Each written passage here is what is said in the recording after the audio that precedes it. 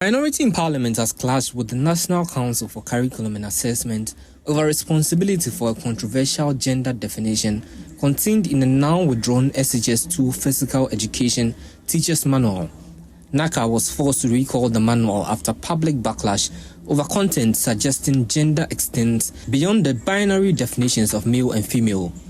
Backed by some civil society groups, the minority has called for a full-scale probe and is demanding the immediate dismissal of the NaCCA Director General.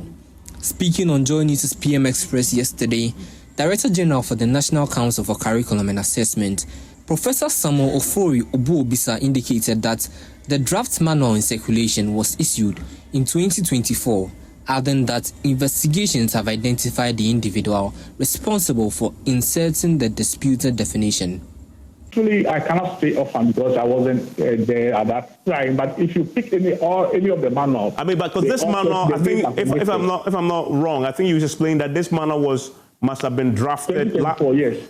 Oh, so this manual with the definition that has become controversial was drafted in 2024. Exactly. In fact, 2025, nothing. I have never survived the writing of any manual.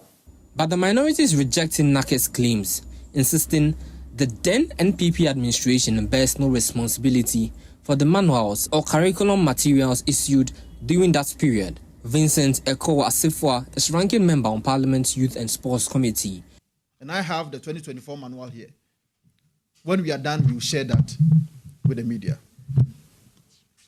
Crucially, the core manual did not introduce identity-based sexuality frameworks. There was no introduction of sexual identity in the 2024 manual. Nothing of the sort. There was no introduction of a gender expression. Nothing of the sort. Sexual right was not also mentioned anywhere in the 2024 manual.